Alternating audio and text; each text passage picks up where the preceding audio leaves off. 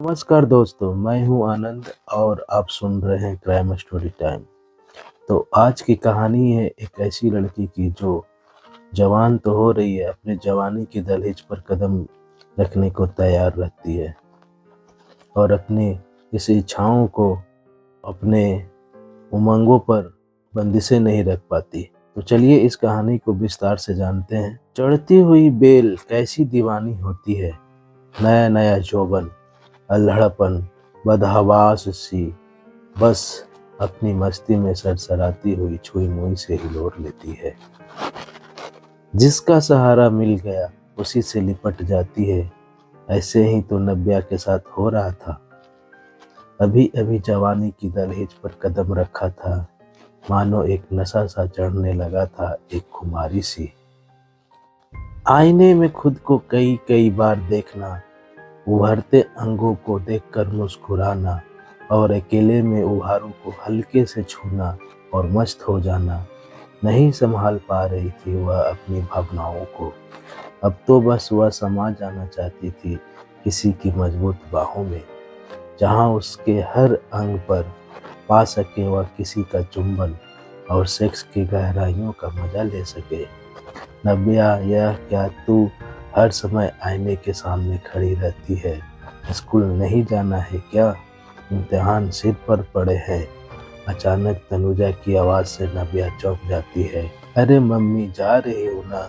चोटी कर रही थी, नब्या ने कहा और आईने में अपने उभारों को देखकर मुस्कुराती हुई यूनिफॉर्म की कमीज ठीक करने लगी। चल जल्दी कर, तेरी फ्रेंड बुला रही है, तनुजा ने लंच बॉक्स उसके स्कूल बैग में रखते हुए कहा। Okay bye mummy, love you, Tanuja को गाल पर किस करते हुए नब्या ने कहा और बैग उठाकर बाहर भाग गई। यह लड़की भी ना घोड़े पर सवार रहती है, तनुजा बोली और काम में लग गई। वाह यार, आज तो तू झकास लग रही है, फेशियल किया है क्या? नब्या की फ्रेंड सुहानी ने उसके दमकते हुए चेहरे को देखते हुए कहा। नहीं तो यह तो नेचुरल ग्लो है, नब्या ने इतराते हुए कहा। आज तो देखना कि विपुल सर तुझे ही तोड़ेंगे, नजरें नहीं हटेगी उनकी तुझ पर से। क्या इरादा है नब्या मैडम? सुहानी ने आंख मारते हुए कहा। अरे यार, अपने ऐसे नसीब कहाँ, मैं तो कब से उन्हें लाइन दे रही हूँ, लेकिन वो तो भाव ही नहीं देते। काश एक बार नजरें इनायत कर ले इस बंदी पर तो लाइफ बन जाए यार, नदिया ने आहें भरते हुए कहा और दोनों हंस पड़ी। अरे देख तो, यह सिन्नी किसके साथ आई है? चल चल देखते हैं कौन है यह बंदा। स्कूल के सामने एक क्लासमेट को किसी लड़के की बाइक से उतरते देखकर सुहानी बोली, इसकी तो चल देखते हैं, नब्या ने खींचते हुए कहा। हाय सिन्नी, दोनों ने पास पहुंचकर एक साथ कहा। हाय फ्रेंड्स, यह है मेरा कजिन बसु और बसु ये मेरी फ्रेंड्स है नब्या और सुहानी। सिन्नी ने उन्हें पास में आपस में मिलवाया। हेलो प्रीति गर्ल्स, बसु ने सन ग्लासेस को बालों पर चढ़ाते हुए कहा। हेलो, नाबिया ने कहा और दावत देते हुए निगाहों से उसकी आंखों में देखा। जवाब में बसु ने भी पलकें झपक कर मानो उसका आमंत्रण कबूल किया हो। चलो चलो, क्लास शुरू हो जाएगी। Okay Basu, bye bye and thank you, तुम नहीं आते तो आज मैं लेट हो जाती, सिम्मी ने कहा। ओके बाय बाय, बसु ने बाइक स्टार्ट करते हुए कहा और चला गया। नब्या उसे जाते हुए देख रही थी। सुहानी उसको खींचते हुए स्कूल के अंदर ले जाती है। क्लास चल रही थी, सभी लड़कियां नोट्स लिखने में मगन थी, लेकिन नब्या की आंखों के सामने बाशु का चेहरा घूम रहा था।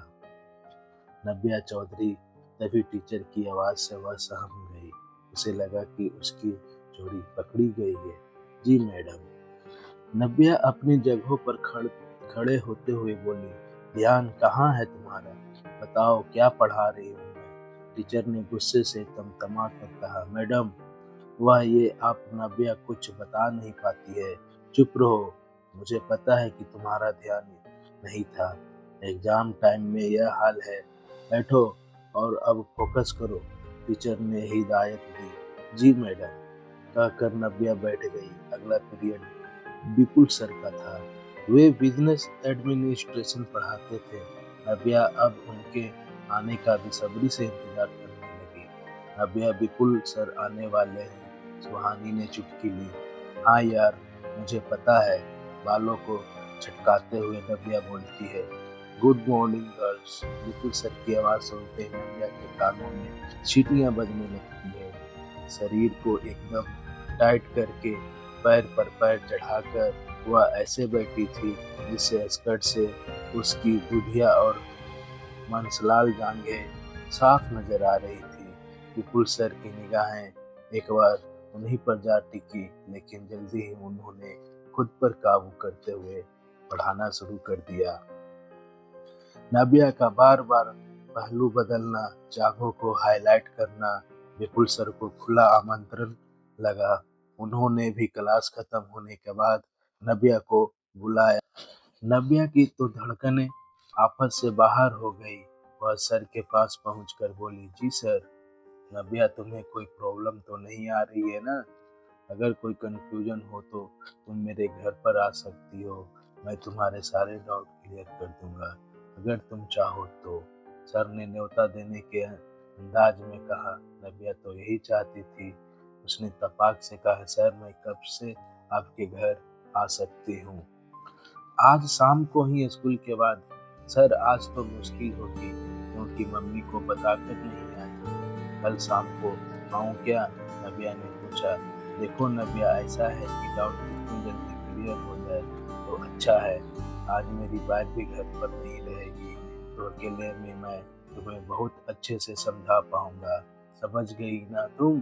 विपुल सर ने उसके कंधे पर हाथ रखते हुए कहते हैं। विपुल सर का हाथ लगते ही नव्या के तन बदन में जैसे चिंगारियां फूटने लगी हो। सांसें तेज और गर्म हो गई, गाल दहकने लगे। अब तो जैसे उसका खुद पर काबू पाना मुश्किल हो गया। नव्या ने मन ही मन सोचा, मम्मी को तो कुछ भी बहाना सुना दूंगी, लेकिन आज का यह मौका हाथ से नहीं जाने दूंगी। वह बोली, ठीक है सर, मैं आज ही आती हूँ आपके घर। सुहानी से बोल दूंगी कि वह मेरी मम्मी से कह दे कि बिग स्टूडेंट की एक्स्ट्रा क्लास है, तो तुम मेरे साथ ही चलना। मैं गाड़ी से अकेले ही तो जाता हूँ, विपुल सर ने कहा। ओके सर, नव्या बोली। तो शाम को स्कूल के गेट से निकलकर जो पीसीओ है वहाँ से मैं तुम्हें पिकअप कर लूँगा। ठीक है, विपुल सर ने फिर नव्या का कंधा दबाया और हाथ को पीठ पर फेरते हुए कहा। नव्या का शरीर कड़क हो गया, मुंह से बस इतना ही निकला, ओके सर। नव्या जल्दी से सुहानी के पास पहुंचती है और बोली, सुन, विपुल सर ने आज मुझे डाउट क्लियर करने के लिए घर बुलाया है। तू मेरी मम्मी को बता देना कि बिग स्टूडेंट की एक्स्ट्रा क्लास चलती है, तो मैं 2 घंटा लेट से आऊँगी। वाह रे नव्या, तेरी तो लॉटरी लग गई। विपुल सर के घर डाउट क्लियर, मौज ही मौज। सुहानी ने नव्या को छेड़ा। नव्या ने भी उसे आंख मार दी। स्कूल के बाद नव्या धड़कते दिल से गेट के बाहर निकलती है। कुछ दूर चलने पर ही विपुल सर की कार दिखाई दी। नव्या कार के नजदीक पहुंची तो सर ने आगे का गेट खोल दिया। नव्या तुरंत गाड़ी में बैठ जाती है। तुम रिलैक्स हो ना नव्या? विपुल सर ने पूछा। जी सर, नव्या ने बैग पीछे रखते हुए कहा। सो स्वीट, विपुल सर ने कहा और उसकी जांघों को सहला दिया। नव्या का शरीर कपकपा गया। मैं तुम्हें बहुत दिनों से नोटिस कर रहा था, विपुल सर ने कहा। क्या सर? नव्या ने डर के लहजे में पूछा। क्या तुम नहीं जानती? विपुल सर ने सवाल किया। जी सर, आप मुझे बहुत अच्छे लगते हैं, नव्या ने दिल खोला। अच्छा, कितना अच्छा लगता हूँ? विपुल सर ने बात को आगे बढ़ाया। सबसे अच्छे, इतने अच्छे कि ऐसा लगता है कि, नव्या ने बात अधूरी छोड़ दी। कितने अच्छे, अब बता भी दो। यहाँ तो कोई नहीं हम दोनों के अलावा। विपुल सर ने सुलगती आँख को हवा देना शुरू कर दिया। कहकर नव्या ने उनकी जांघों पर हाथ फेरना शुरू कर दिया। विपुल सर ने नव्या का हाथ कसकर पकड़ लिया और कहा, तुम्हारी बेचैनी मैं समझ रहा हूँ, सब्र करो, बस घर पहुँचने ही वाले हैं, फिर तुम्हारे इस प्यार से शरीर को बहुत प्यार करूँगा। Oh sir, I love you sir, कहते हुए नव्या ने उनके गालों को चूम लिया। गाड़ी पार्क करके विपुल सर नव्या को घर के भीतर ले आए, दरवाजा बंद कर दिया और पलटते ही नव्या को बाहों में भरकर उसके होंठ को अपने होठों में भर लिया। नव्या तो पहले ही बेकाबू हो चुकी थी, उसे तो बस आज अपने शरीर की भूख मिटानी थी, जो उसे भीतर ही भीतर खा रही थी। विपुल सर ने नव्या को गोद में उठा लिया और बेडरूम में ले जाकर बिस्तर पर लिटा दिया। नव्या बदहवास हो रही थी, उसने विपुल सर को पकड़कर अपने शरीर पर गिरा लेती है, बेतहाशा चूमने लगती है। विपुल सर के हाथ उसके उभारों पर थे, जिन्हें वह कस कस कर भींच रहे थे। नव्या को एक मीठा मीठा दर्द हो रहा था, उसकी सिसकारियां निकलने लगी। विपुल सर को तो कोरा बदन मिला था, सो वो भी उसका पूरा मजा लेना चाहते थे। उन्होंने नव्या की कमीज उतार दी, उसके बेदाग गदराए उभार देखते ही वे पूरी तरह बहक गए। नव्या के अंगों से खेलते हुए उन्होंने कुछ ही देर में उसके सारे कपड़े उतार देते हैं। नव्या ने उन्हें कसकर पकड़ रखा था, मानो वह यही तो चाहती थी। कुछ ही देर में नव्या की सिसकारियों से कमरा गूंज उठता है। नव्या का कुंवारापन भंग हो चुका था, लेकिन नव्या इससे बेफिक्र सेक्स के सागर में गोते लगा रही थी। थोड़ी देर में सब कुछ शांत हो गया था। नव्या कपड़े पहनने लगी, हालांकि उसे बड़ा दर्द हो रहा था। विपुल सर ने जल्दी से दूसरी चादर बिछा दी और बोले, नव्या तुम ठीक तो हो ना? जी सर। तो फिर अब क्या इरादा है? क्या मतलब सर? अब दोबारा कब? जब आप कहें। कल? आपकी वाइफ हफ्ते भर के लिए गई है। फिर तो ठीक है, चलो तुम बस स्टॉप तक छोड़ दो। विपुल सर ने नव्या को सीने से कसकर लगाते हुए कहा, love you sir, love you too my sweetie. कहते हुए विपुल सर ने उसके होठों को फिर से चूम लिया, फिर उसे बस स्टॉप तक छोड़ने आए। अब नव्या घर पहुंची, पर सेक्स से अभी उसका मन नहीं भरा था। उसका बस चलता तो वह घर आते ही नहीं। विपुल सर की बाइक के ना होने पर वह भरपूर फायदा उठाना चाहती थी। बहुत थकी हुई लग रही थी। एक्स्ट्रा क्लास के बारे में तूने सुबह तो कुछ नहीं बताया, मम्मी ने कहा। मम्मी एक्स्ट्रा क्लास अचानक ही अनाउंस हो गई थी। अब रोज रहेगी, मैं रोज ही देर से आऊंगी। नव्या ने लगे हाथ आगे का रास्ता साफ कर लिया। अगला पूरा हफ्ता नव्या और विपुल सर ने सेक्स का भरपूर मजा लिया। नव्या, कल मेरी वाइफ वापस आ रही है। ओह सर, फिर अब क्या करोगे? यही मैं भी सोच रहा हूँ सर, कोई रास्ता तो निकालना होगा। अब तो मैं जानता हूँ मेरी भी वही हालत है, तो फिर कुछ करिए ना। एक रास्ता है, अगर तुम तैयार हो जाती हो तो। कौन सा रास्ता सर? मेरा एक दोस्त है, उसकी वाइफ डिलीवरी के लिए मायके गई हुई है। 1 महीने के लिए उसके घर इंतजाम हो सकता है। लेकिन क्या सर? अब देखो नव्या, हम किसी से मदद लेना चाहते हैं तो उसे कुछ देना भी होगा। क्या देना होगा? नव्या ने बात समझाते हुए कहा, कभी कभी वह भी तुम्हारे साथ। हाँ तो नो प्रॉब्लम सर, आपके साथ के लिए इतना सेक्रीफाइस तो कर ही सकती हूँ। तो फिर कल से गिरीश के घर। Okay sir. दरअसल नव्या को अब सेक्स का चस्का लग चुका था। उसे एक से ज्यादा मर्दों से संबंध बनाने से कोई परहेज नहीं था, और इन शादीशुदा मर्दों को मुंह का जायका बदलने के लिए गर्म और कम उम्र की चिड़िया मिल गई थी। अब तो नव्या का हर रोज सेक्स करने का सिलसिला चल निकला। स्कूल से अब कॉलेज में आ गई थी। वह अपनी आदतों से नित नए मुर्गे फंसाने का हुनर भी आ गया था। नव्या सुन, आज रोहित आ रहा है, उसकी मीटिंग है यहाँ, शायद 2-4 दिन रुके।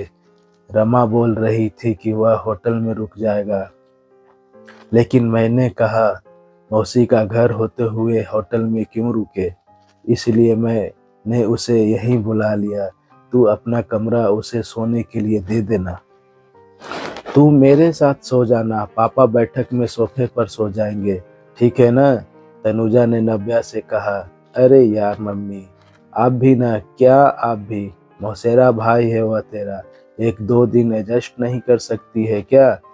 ठीक है बाबा, कर लूंगी एडजस्ट। अगले दिन सुबह ही रोहित आ जाता है। काफी समय के बाद नव्या और रोहित मिले थे। और कैसा है रे तू छुटंकी? रोहित ने हंसते हुए कहा। अब मैं छुटंकी कहाँ हूँ, देख कितनी बड़ी हो गई। नव्या ने तानते हुए कहा। हाँ वह तो है, रोहित ने उसके शरीर पर निगाहें डालते हुए कहा। उसकी नजरें नव्या के अंगों के उतार चढ़ाव से हटने को राजी नहीं थी। बड़ी मुश्किल से खुद पर काबू करते हुए वह बोला, और बताओ आजकल क्या चल रहा है? सब एकदम बढ़िया चल रहा है, तुम सुनाओ, कैसी मीटिंग है तुम्हारी? नव्या ने हिलते हुए कहा। ऑफिशियली है, खाली समय में तुम जबलपुर घुमा देना। घुमाओगी या नहीं? रोहित ने नव्या की आंखों में गहरे झांकते हुए कहा। बिल्कुल घुमाएंगे जबलपुर, बदले में क्या दोगे? नव्या ने पूछा। क्या चाहिए बोलो तो जो बोलेगी मिल जाएगा, रोहित ने आंख मारते हुए कहा। अरे क्या लेने देने की बात हो रही है? चल बेटा, रोहित फ्रेश हो ले, मैं नाश्ता लगा देती हूँ। नव्या जरा रोहित को अपना रूम तो दिखा दो, तनुजा ने आकर कहा। ओके मम्मी, चलो रोहित, आज से मेरा रूम तुम्हारा है, ऐश करो, नव्या ने हंसते हुए कहा और रोहित को अपने कमरे तक ले आई। Welcome in my room, thanks dear, कहकर रोहित ने शेक हैंड की मुद्रा में हाथ बढ़ाया। मोस्ट वेलकम, कहकर नव्या ने अपना हाथ उसके हाथ में दिया, जिसे रोहित ने चूम लिया। नव्या ने मुस्कुराते हुए उसकी इस हरकत का स्वागत किया। नव्या रोहित के इरादे समझ चुकी थी। उसके लिए तो यह एक बेहतरीन मौका था घर में ही रात को रंगीन बनाने का। रोहित नाश्ता करके मीटिंग अटेंड करने चला गया। नव्या भी कॉलेज चली गई। यहाँ उसका बीए का दूसरा साल था, जहाँ उसकी खुली जिंदगी जीने की चाहत को पंख मिल चुके थे। सेक्स संबंध, अय्याशी, अमीर मर्दों से महंगे गिफ्ट्स लेना, सब कुछ बड़े मजे से चल रहा था। शाम को रोहित घर पहुंचता है, उसके दिमाग में भी कुछ चल रहा था। नव्या मौसेरी बहन थी, लेकिन उसकी दावत देती आंखों ने रोहित का विवेक खत्म कर दिया था। उसे तो बस नव्या का भरा हुआ कसा तना चुंबक की तरह खींच रहा था।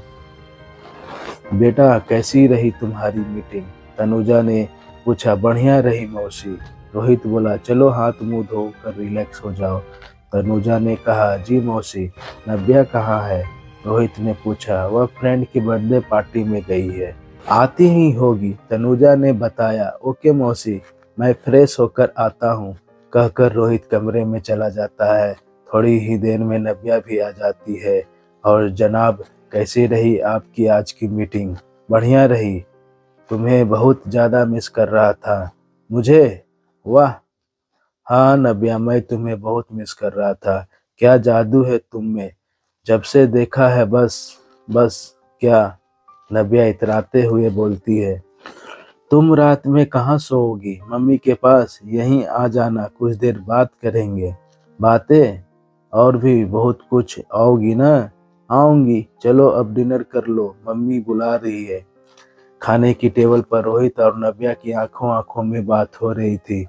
तनुजा और नव्या के पापा सुकेश इन सब बातों से अनजान खाना खा रहे थे। रात को नव्या मम्मी पापा के सो जाने के बाद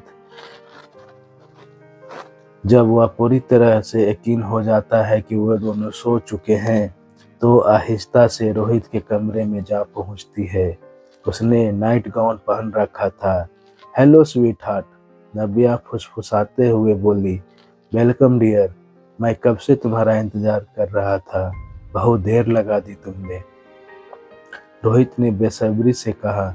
तुम्हारे मौसा जी और मौसी के सोने का इंतजार कर रही थी। और कहो क्या इरादा है? नव्या ने होठ चबाते हुए कहा। तुम बोलो। अच्छा जी, अब वह सब भी मैं ही बोलूं? तो फिर चलो अब ये नाटक छोड़ो। सच में छोड़ दूं नाटक? तो यह लो छोड़ दिया, कहकर रोहित ने झटके से नव्या को अपनी बाहों में भर लिया। बहन हूँ तुम्हारी, हाँ यार, लेकिन क्या करूँ, यह दिल है कि मानता नहीं, इतनी हॉट जो हो। रोहित ने उसे गोद में उठा लिया। फिर शुरू हो गया हवस का गंदा खेल। रोहित और नव्या दोनों ने ही रिश्ते को दरकिनार कर जिस्मानी रिश्ते बना लिए। बिस्तर पर नव्या के रंग ढंग देखकर रोहित ने नव्या को लिव इन में रहने का प्रपोजल दे डाला। नव्या ने सोचा कि यह एक्सपीरियंस लेने में क्या जाता है, रोहित अच्छा कमाता है, कोई बुराई भी नहीं। अगर उसके साथ लिव इन में रहूं तो मम्मी पापा के बंधन से भी छुटकारा पा जाऊंगी और सेक्स से भी एंजॉय कर सकूंगी। 3 दिनों में रोहित का ऑफिशियली काम भी खत्म हो गया था। नव्या और रोहित ने सब तैयारी कर ली। नव्या रोहित के साथ बालाघाट जाने के लिए पूरी तरह तैयार थी। दोनों ने फैसला किया कि कल घर वालों को अपने इरादे से वाकिफ करवा कर वे बालाघाट निकल जाएंगे। अगली सुबह घर में हंगामा मचा हुआ था। नव्या ने अपने फैसले को बहुत ही बेशर्मी से माता पिता को बता दिया। कुछ तो शर्म करो, हम दुनिया और समाज को क्या जवाब देंगे? क्या कहूँगी तेरी मौसी से, कुछ तो सोच, और तेरी उम्र तो देख, अभी तो पढ़ने लिखने के दिन है तेरे। तनुजा भरी आंखों से बोली, मम्मी अब इन सब बातों का कोई मतलब नहीं है, मेरा फैसला नहीं बदलने वाला है, और फिर यह मेरी जिंदगी है, मुझे पूरा हक है कि इसे मैं कैसे जीऊँ। मैं रोहित के साथ बालाघाट जा रही हूँ, वहीं उसकी पोस्टिंग है, अपने माँ बाप को वह बता देगा। नव्या ने तुनकर कहा और कमरे में चली गई। तनुजा अब कोई फायदा नहीं इसे समझाने का, बालिग हो चुकी है वह और इस बात का फायदा उठा रही है। उसके कदम बहक चुके हैं, क्या पता बात कहाँ तक बढ़ चुकी है। हम तुम तो शायद वहाँ तक सोच भी ना सके, क्योंकि जिस बुलंदी से नव्या ने यह बताया है उससे तो लगता है कि इन दोनों की जिस्मानी संबंध बन चुके हैं। तनुजा के पति हताश स्वर में बोल रहा था, क्या यही दिन देखना बाकी था? हम तो किसी के मुंह दिखाने लायक नहीं रहे। क्या इसी दिन के लिए नाजों से पाला था? इसको इतनी आज़ादी दी थी कि यह कहाँ की हवा लग गई, इसे आंखों की शर्म तक खत्म हो गई। और रोहित, वह भी, अरे अब उसे क्या कहें जब अपना सिक्का ही खोटा निकल जाए। तनुजा लगातार रोते हुए बोली।